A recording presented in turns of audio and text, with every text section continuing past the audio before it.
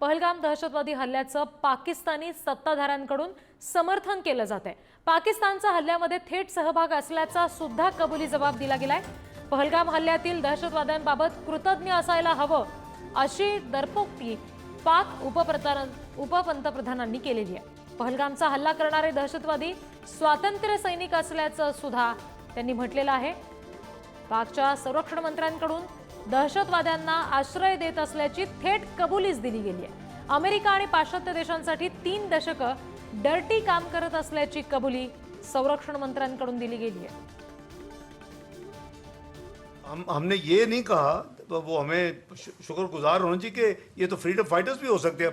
We don't know कि कौन है, तो हमने कोई किसी किस्म की बिल्कुल ऑनेस्टी के साथ स्टेटमेंट दी थी। लेकिन मैं समझता हूँ कि उन्होंने अपनी फेलियर को और अपनी सियासत को जो इंटरनल है और अपने ज़ाती अज़ाइम जो उनके अंदरूनी है उसका हवाला करते हुए एक दफ़ा फिर ये जो इनडायरेक्टली पाकिस्तान की तरफ ये मामले को उसकी तरफ इशारा करने की कोशिश की है। पाकिस्तानकडून दहशतवाद्यांना पाठबळ दिलं जात असल्याची कबुली पाकच्या संरक्षण मंत्र्यांनी दिली आहे। हे डर्टी वर्क गेल्या 3 दशकांपासून करतोय असंही ख्वाजा आसिफ म्हणाले। अमेरिका आणि पाश्चात्य देशांसाठी हे करत असल्याचं आसिफ यांनी म्हटलेलं आहे। दहशतवादी संघटनांना पाठिंबा, ट्रेनिंग आणि फंडिंगची सुद्धा कबुली दिली गेली आहे। पाकिस्तानचा दहशतवादी चेहरा त्यांच्याच मंत्र्यांकडून आता समोर येतोय। पाकिस्तानकडून ही सगळी आता संरक्षण मंत्र्यांची कबुली समोर येते।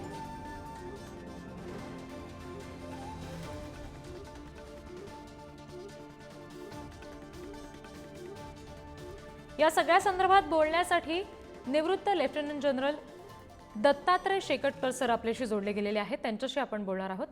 सर, आपण बघतोय की पाकच्या उपपंतप्रधानांकडून थेट कबुली दिली गेलेली आहे।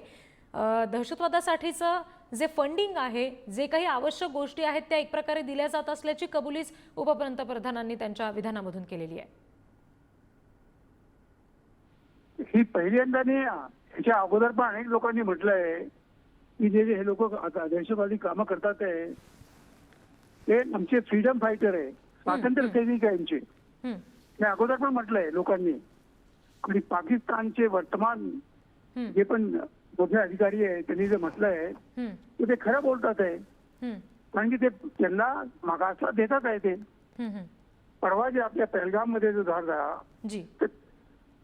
ते आमचे स्वातंत्र्य सैनिक आहे।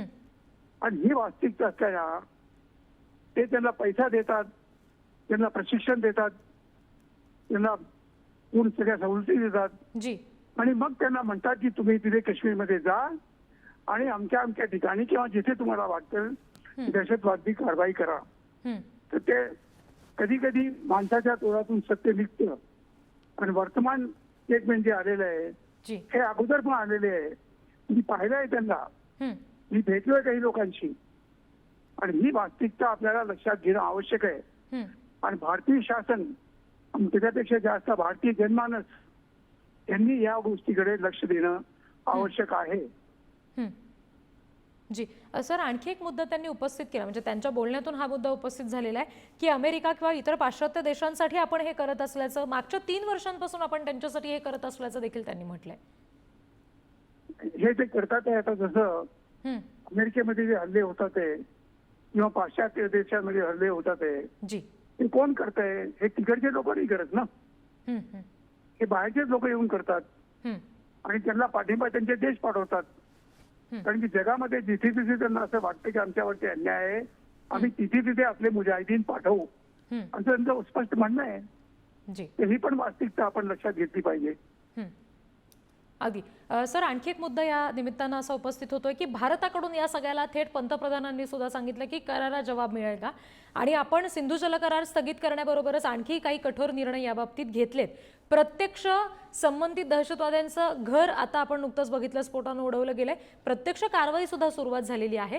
आणखी काय नेमकं मोठं पाऊल भारताकडून या संदर्भात उचललं जाऊ शकतं? नाही, त्याबद्दल मी बोलणार नाही, कारण मी ह्या विभागाने काम केलंय की भारत आता अजून काय करेल आहे। पण जे पण भारत करेल ते जे भारताला सही वाटेल तेच भारत करेल आहे। भारतीय सैन्य, भारतीय शासक, भारतीय पंतप्रधान जे पण निर्णय घेतील ते भारताच्या जे पण काही हितसंबंध आहे त्याच्याकरताच घेतील आहे. काय करतील आहे हे बाजूला मला चुकीचं वाटेल, कारण मला माहिती आहे ते काय करतील. जी निश्चित. सर धन्यवाद. ही सविस्तर प्रतिक्रिया आपण आम्हाला दिलीत. हे सविस्तर विश्लेषण आपण पुढारी न्यूजवर केलं. यासाठी निवृत्त lieutenant general Dattatray Shekatkar sir आपल्याशी बोलत होते. आणि पाकिस्तानच्या हल्ल्यासंदर्भात त्यांच्या उपपंतप्रधानांकडून जी थेट कबुली दिली गेलेली आहे त्या संदर्भात आता काही महत्त्वाचे मुद्दे समोर येत आहेत.